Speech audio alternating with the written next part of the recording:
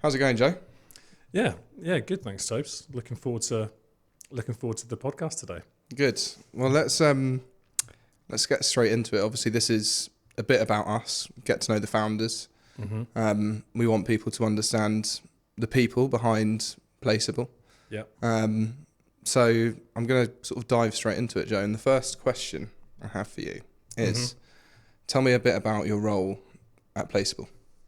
Okay, so my role at Placeable is pretty much the master of everything that isn't delivery. So I look after the finances. I kind of work on the strategy primarily. So whilst you're delivery focused, I'm pretty much making sure that the work that we're doing is one, going to be good for the clients, but also efficient for us as a business. So I think probably everything outside of like day-to-day recruitment, although I do look after one of our staple clients as well.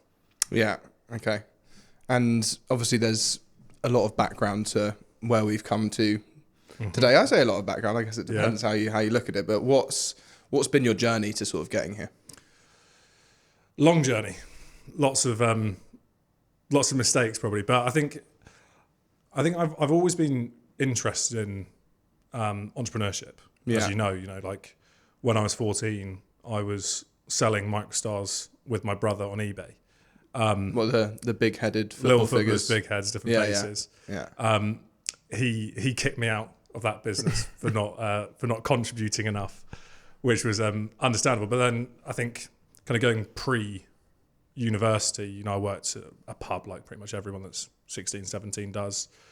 Worked in a call centre, which was... We worked in a call centre. We did work in a call centre because I got you that job. Our first venture. That was my first time in recruitment, actually, getting you that job.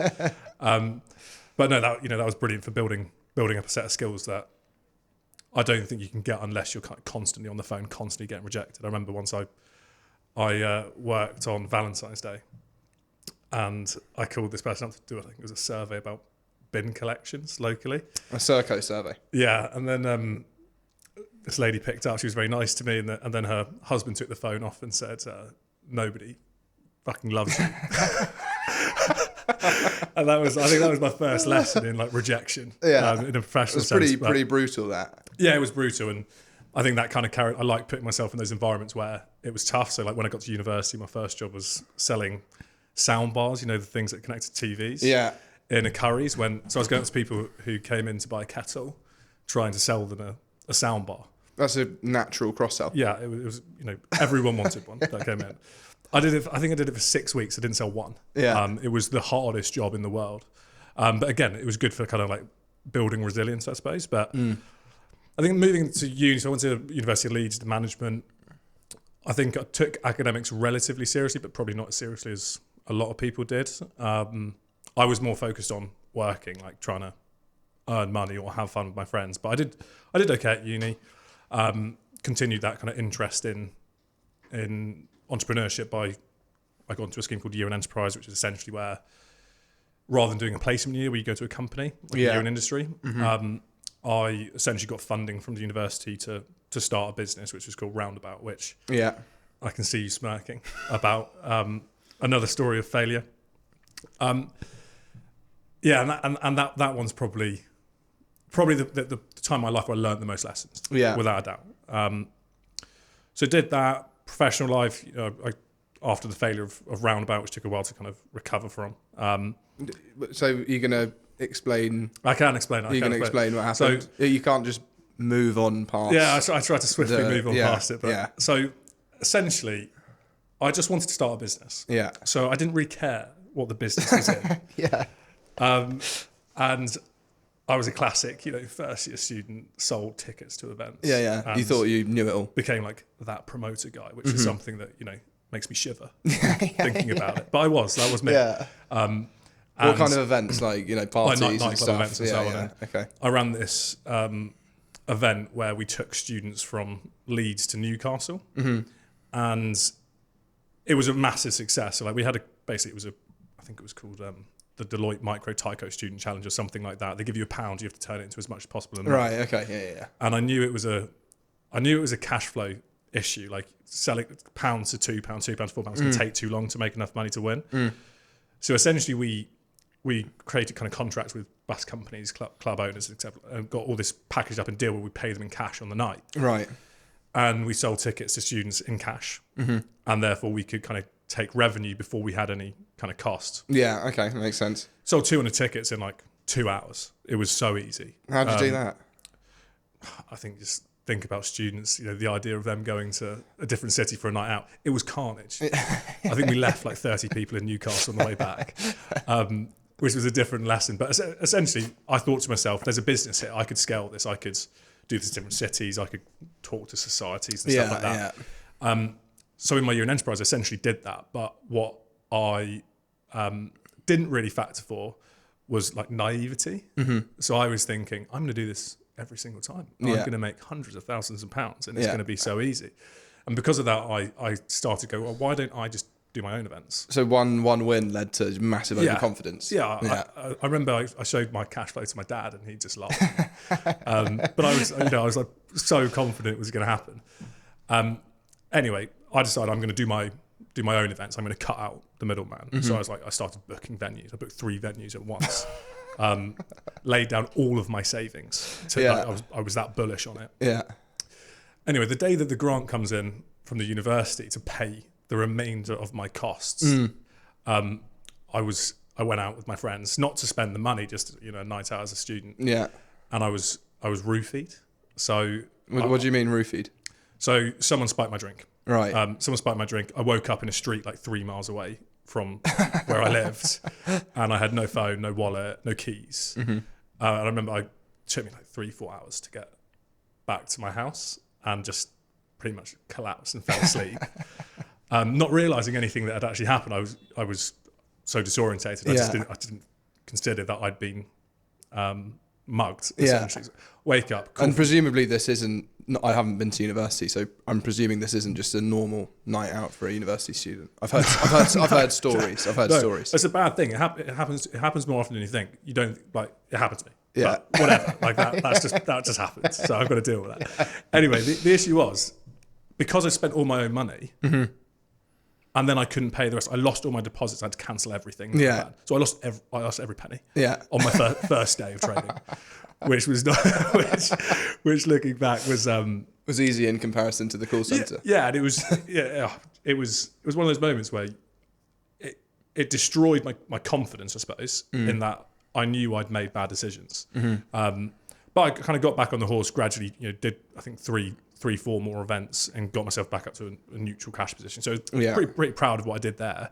However, the year was just succumb with failure, constant failure. Yeah. And it put me off starting a business. So I went into a corporate role at a company called Fujitsu at a grad scheme in sales. Loved it. Had a brilliant manager. Learned loads. And then I suppose that, that passion for or interest in starting a business came back, and I just needed to jump back on the horse. But I was very conscious after having started a business in an industry I didn't care about or didn't like, that I wouldn't make that same mistake. So when you came to me a year before we started saying, let's start a recruitment business, it was, I can't believe that I did it. Yeah. However, neither can I. Yeah, I know. Well, you're clearly good at sales. Yeah, you convinced just me. Prod. Well, yeah, I mean, I had a cushy job at Fujitsu. Really enjoyed it. Loved the people. Liked what I was selling, and there was no real reason to leave except for that inner passion for starting something again. Yeah, because I remember speaking to you when you were at Fujitsu and you were learning so much. You had a great manager. Things were going really, really well for you. You were smashing records. I got a bit tired of hearing about it after a while. But obviously everything runs its course, right? So now that you've transitioned into being a business owner, how do you feel that is in comparison to being an employee? It's so different. The biggest difference is that as an employee, you have someone telling you what to do. Or if you don't have someone telling you what to do, you know that if you don't do it, there's a repercussion. That might be a telling off from a boss or whatever. But what you also know is you've always got a paycheck coming in. You have that comfort and security that even if you have a bad month, you don't work too well, you're going to get paid the same amount the following month. As a founder, it's completely different. You don't have a paycheck, especially at the start. The start's all about survival. So I think the lessons that I took from when I'd failed before gave me massive comfort that it was going to be a success this time. Mm-hmm. For me, one of those lessons was that I don't like doing things alone. Like I like to have someone else to share the pain. And I'm one of those people that when something goes wrong for someone else, no matter how bad that is, I seem to want to step up, which is it's weird, isn't it? Because it's quite different. Like when something's going wrong for me, I don't step up in that same way. It's like when something's going wrong for other people. So it's really helped having you around, because when things go wrong, I'm like, well, we're going to get through this. Like I said before, I can't believe I started a business in recruitment. You know, I remember I always had that like opinion that recruiters were slimy, or the industry was slimy. It was full of distrust. It wasn't like, and I think in a lot of cases that can be true, but what's been really interesting going into delivering recruitment is that it's very easy to change those perceptions that people have of it. And being a founder of that allows you to, I suppose, make that change or have that impact. So I had the wrong assumptions about the industry, because I cast like a blanket statement over everyone. In reality, it was just individual people and you can create your own thing. So, but being a founder, in short, is exactly what I've always wanted. I love that freedom. And how's it been different this time compared to roundabout time? It's different in literally every facet. I think this time we were not naive. You know, we forecast conservatively. We had a much more defined strategy and plan for how we're going to do it. Of course, you came from a recruitment background, so whilst I had a sales background and had never done it, that really mitigated a lot of the risk for me. I think that the biggest difference is that you have someone to communicate with on a daily basis. You know, things always go wrong. It's always going to happen. And often when you are the only one doing it, you can kind of lead yourself down a false path. Whereas someone else, you bounce the ideas back and forth. But I think it's that emotional support. It's that knowing that if things go wrong, there's someone else to help you get through it. Yeah. So because you've had you've had two unique experiences, right? You've been a founder on your own. You've been successful as an employee of a large company, and now a founder with your beloved cousin. So Beloved is a strong word. Yeah. Well, you know, family's family, I suppose, isn't it? Blood's thicker than water. So because I'm sure, you know, all of our millions of listeners are going to be dying to know, what's your piece of advice for any founder looking to, or not even any founder, but anyone looking to start their own business? What do you think is the most crucial thing for those people to bear in mind? I think there's two. The first thing is cash flow. I've mentioned it a few times now. I'm obsessed with cash flow. Yeah. You love a spreadsheet, don't you? I love a spreadsheet so much. It's cash flow is the most important thing in a business. It directs all your decision making. If you're making decisions that are not based on your cash flow, you're probably going to be making a wrong decision at some point.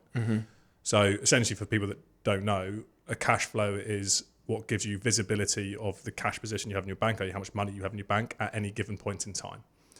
So if you are looking to spend money, you need to know that you have that cash in the bank. And as a startup, number one priority is survival. You should not be thinking about massive growth. You should be thinking about, how am I going to survive my first 6 months, my first year, my first 18 months?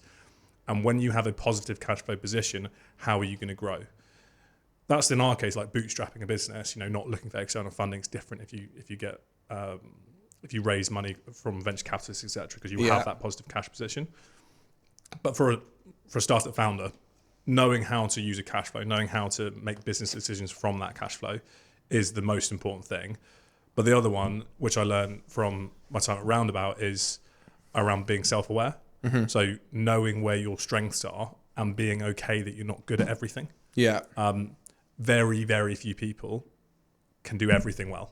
You know, there's things that you're great at that I'm awful at, and vice versa. And that's why we work well together. Yeah.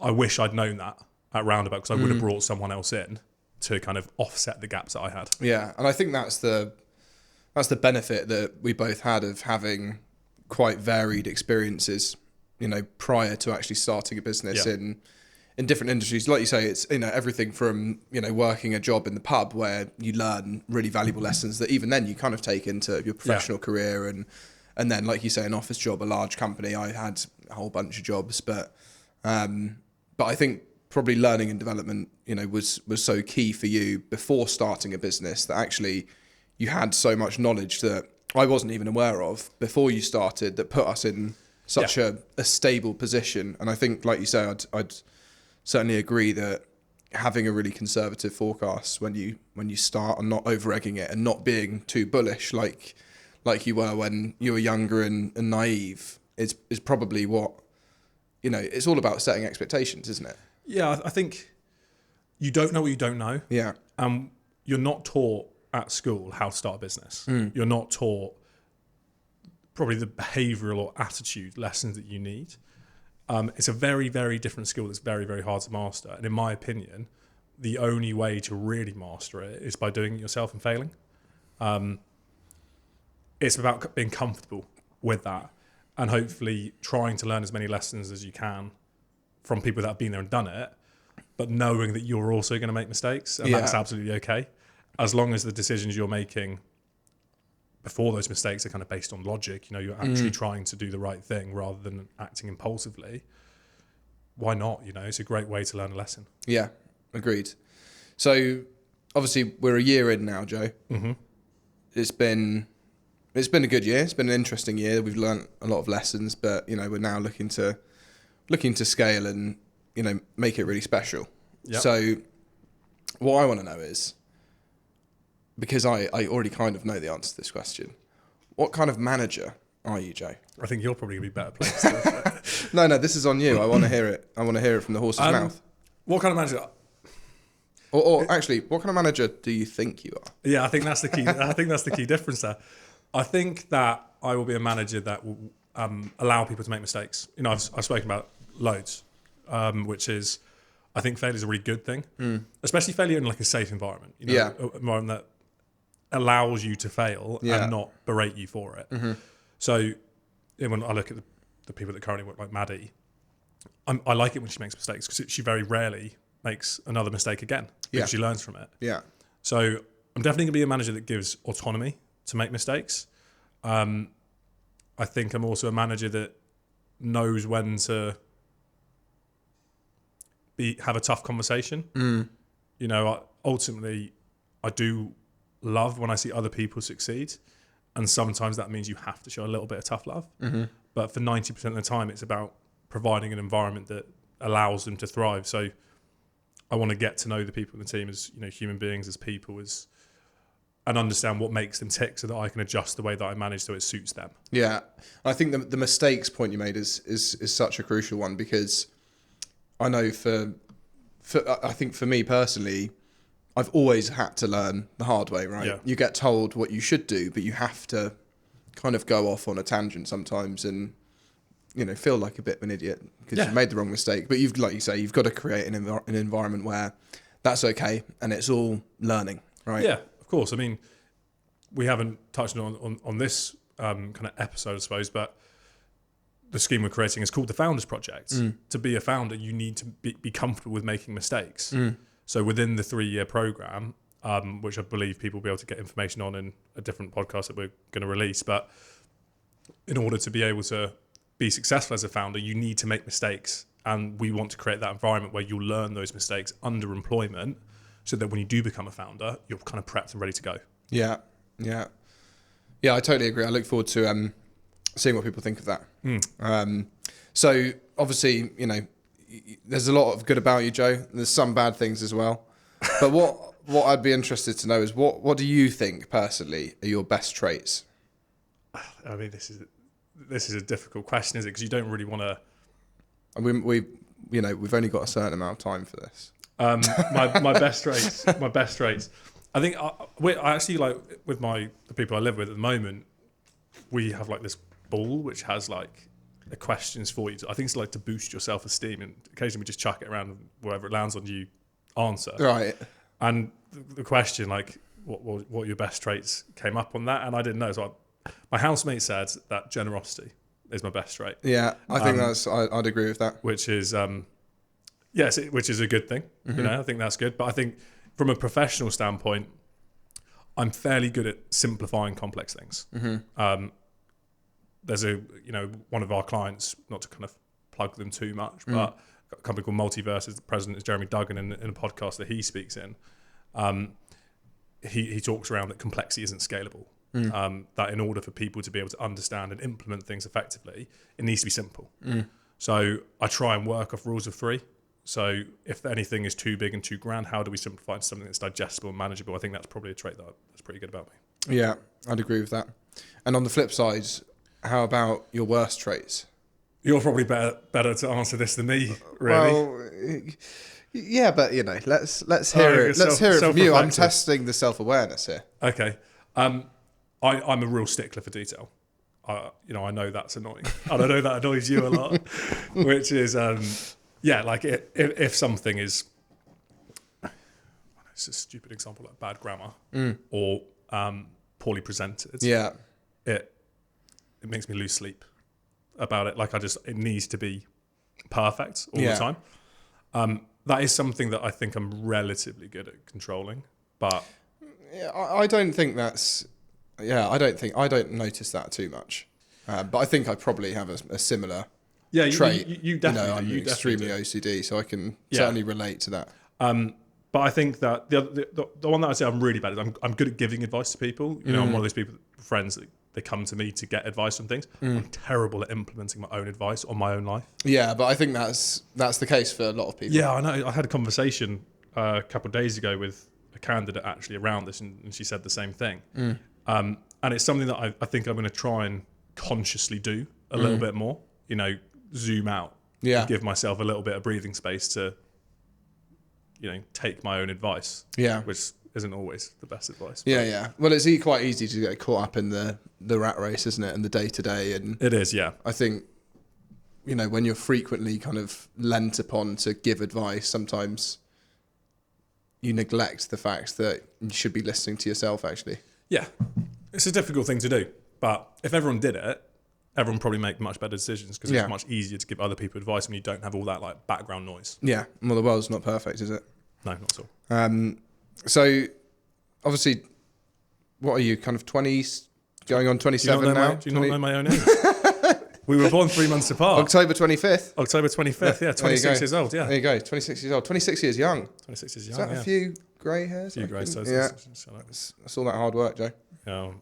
I'm looking forward to, going fully grey. Yeah. Hopefully I don't go bald. The silver fox. Yeah. The silver fox, I'll take it, like George Clooney. Hopefully we've got HD here so everyone can see those little specks. Can you see that? Can you see that in there? It's the back part there, so I'm quite nicely covered at the moment. If you grew it out, I'm getting some in my beard, which is just a terrible mix, isn't it? You've got ginger beard. Ginger and silver. I think it looks good, Tobes. It's unique. Don't undersell yourself. So, if you could wind back time, Joe, by 8 years, what would you tell your 18-year-old self, which I'm assuming that was pre-university, before roundabout, what advice would you give yourself? It's a difficult one, isn't it? Because on one hand, the experiences that you have shape the person that you are today, and I'm happy with who I am today. I think the one thing that is probably still pertinent now, this comes back to not taking my own advice, is like do more. Like I loved sports school, loved it, was obsessed with it. Went to uni, never played it again. I don't know why. So I think if I was 18 or if I was speaking to any 18-year-old, it would be just chuck yourself into everything. Don't be afraid of failing. Don't be afraid of what other people will think of you. Just do as much as you can, gain as much experience in your life as you can, because what it's going to do is like allow you to reduce the amount of options you kind of have. You're going to know what you like, what you dislike. Yeah. So kind of do more, I think, is probably the short.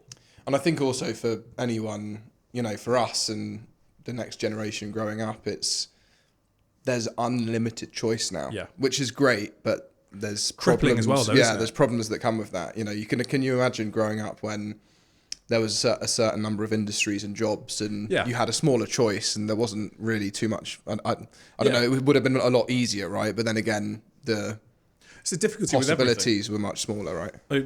I remember speaking with our granddad. It was like his job, he just looked at the newspaper, went down to the place and got a job. Like it was that easy.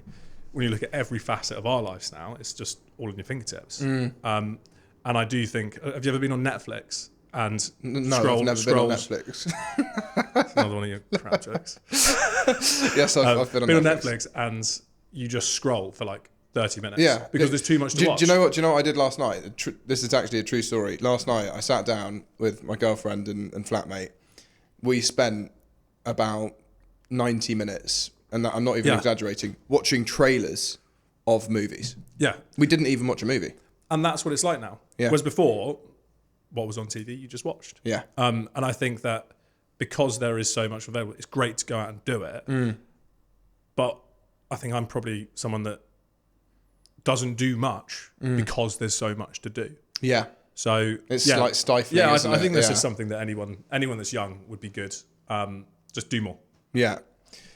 And in terms of, where you've got to today, Joe, obviously lots of things that I know that the listeners don't necessarily know, and I've got a bit of an idea on this one, but you know your inner self better than anyone. So that's true. So what would you say is the most important thing and the biggest thing and the most important thing that you've learned in life? Without a doubt, and this was actually a recent lesson. This was only like 6 months ago, that happiness trumps anything professional.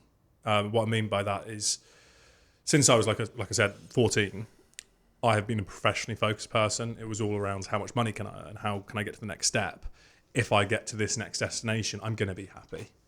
And what would happen is I would repeatedly achieve the goals I set myself, but be left with this kind of sense of emptiness, I suppose, that it wasn't really what I expected to get. I'd close a big contract and I would, be on cloud 9, and within 2 hours I was feeling awful. Yeah. And I learned that essentially my perception of what I wanted in life was misguided, and I'd focused on quite ego-driven elements, like having more money, like being in a greater position of power.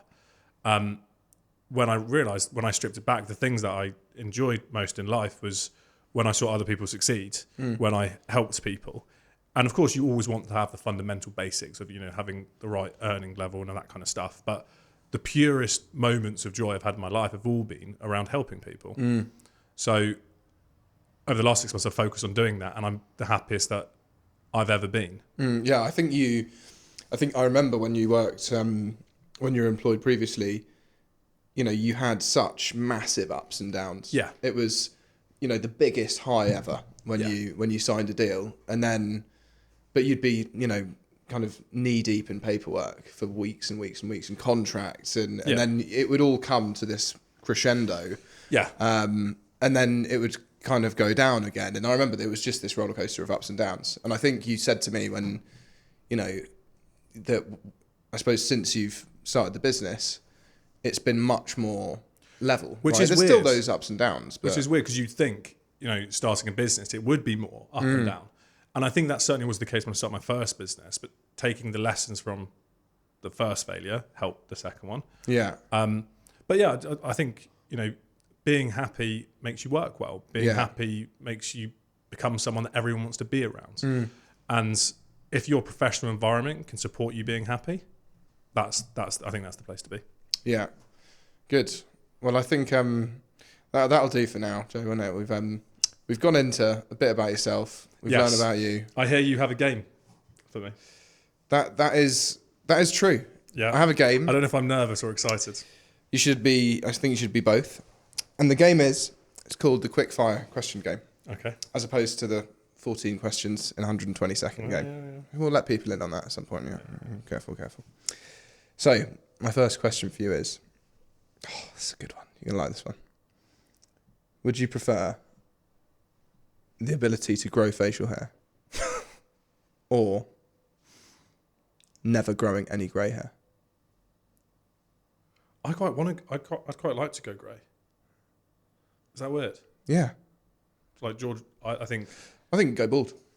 I don't want to go bald, that's for sure. Your dad's bald. That is bald. I'm probably going to go bald. You are. But it's receding a little bit, isn't it? It is. Thank you for pointing all my flaws out. They can see it. They can see it. Yeah. I've done my best to cover it. I'd grow a beard. Is that an option? Yeah. Not grow a beard or not go grey? Not grow a beard. It's the ability to grow facial hair or never having grey hair. Oh, the ability to grow facial hair. Yeah. Yeah, but I don't really. So you could have, that means you could have facial hair, but then you could go grey. Yeah, yeah. There we Or go. you never go grey, but you just are like yourself, like baby face. Like Paul Hollywood. Yeah, I'll go with growing a bit. Okay. All right. Next one is, I think you're going to like this one as well. What's your favourite smell? Certainly not the office with you. I think it would be banana bread being Ooh. cooked. Yeah. Thought you were going to say coffee. No, banana bread being Yeah, cooked. fair play. There's a lot of options on that one. There was. Toilet paper, over or under? To think about this. Which one's which? I'll go around the back. That's under, isn't it? This. I go whatever that is. No, not that. Not. I mean, when you pull toilet paper off the roll, we all have to go around the back, don't we? No, I know some people that go around the front. Yeah, I do. Weirdly had this discussion with someone recently. I know someone that goes around the front. Yeah. You shouldn't be friends with them. Yeah, I've unfriended them. Yeah, good. And No, what do you mean so over under? imagine the toilet rolls. You know, it's on the holder. Yeah, I'm saying. So let's say you've run out of roll and you're replacing the roll. Okay. Yeah, the fresh one. How do you put it on? Do you put it on so that it's up against the wall and you're having to pull from underneath? From the wall? Yeah, or do you put it over. over? Over for sure, yeah. Definitely. Also defriend Over and then under. Yeah, it would be terrible if it was under and then over. That would be the worst combination. Yeah, you're a psychopath. 100, yeah, without any shadow of a doubt. Yeah. Last meal, if you were on death row. Ooh.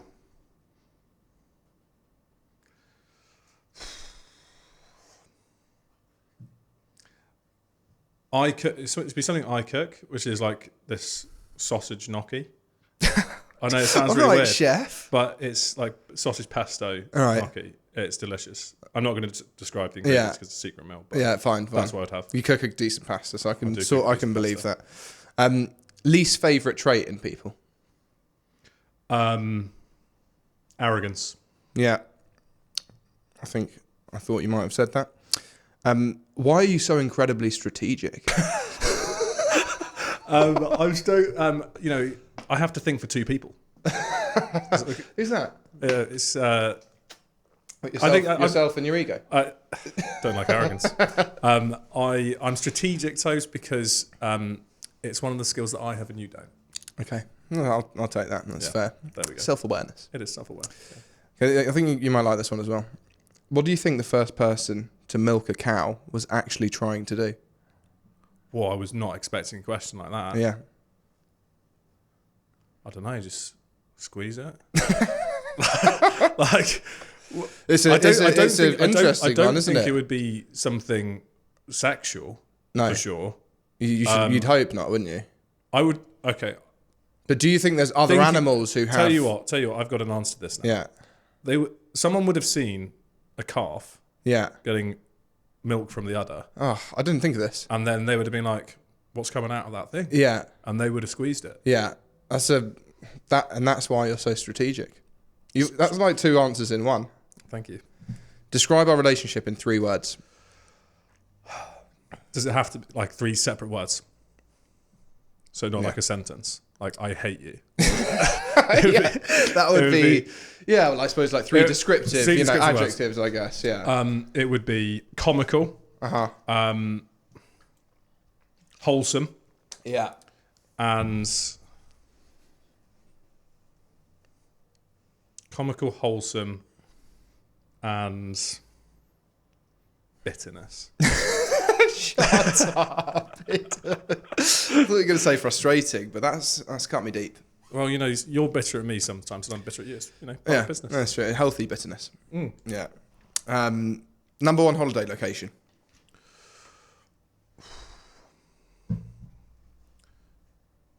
Don't go on holiday that much. I really like Italy. Really like Italy. Anywhere in particular? Tuscany. Nice. Yeah. And finally, Joe, this is a good one. This will get you thinking. If you could invite 3 people to dinner, alive or dead, who would they be? Ooh. And why?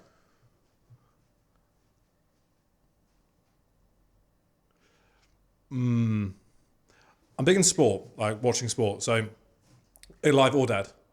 Alive or Dead? Alive or Dead. And I'm assuming if there was like a language barrier, we all speak the same language. Yeah, not like I'm fine. gonna There'd be be like dealing an automatic translation machine. Like, this But is got to clarify that. Yeah. Winston Churchill Yeah. for the historical part. Eddie Jones.